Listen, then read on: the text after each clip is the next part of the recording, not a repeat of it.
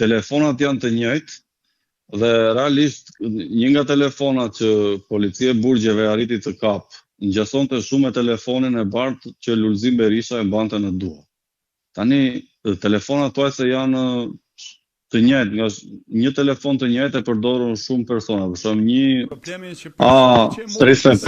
e përdor. Nuk është vetë Lulzim Berisha. Puna është që nëse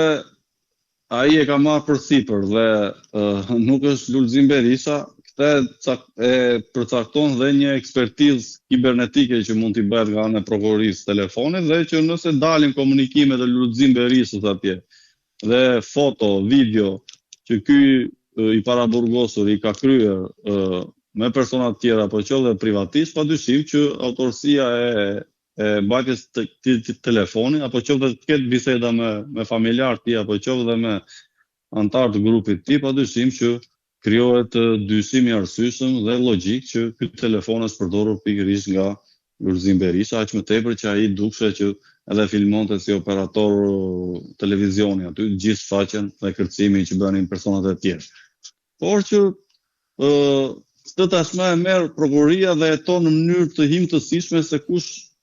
kishte autorsinë e telefonave pavarësisht se kush edhe shfaqet dhe i ka përdorur në atë video.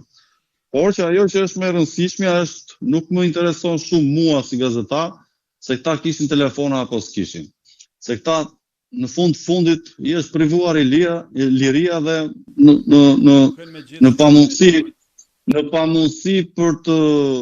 gjetur lidhjet e tyre jashtë, padyshim duke shfrytzuar të çarrat e sistemit, to arnet që nuk janë qepur mirë të sistemit, padyshim që arrin dhe të krijojnë kushte dhe komoditetet e vetë. Problemi është që çfarë masa morën nga këta që i lanë. Ato do të faktoni. A u procedura pikërisht do një nga inspektorët e policisë së brendshme të Burgjeve që patrollon ato korridoret e gjata të burgut,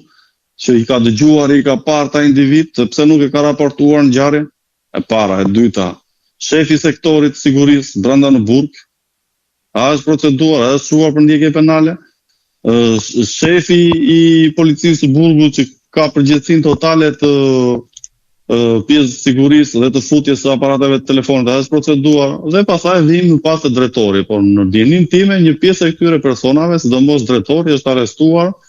që nga koha e aratisjes së Altin Docit dhe që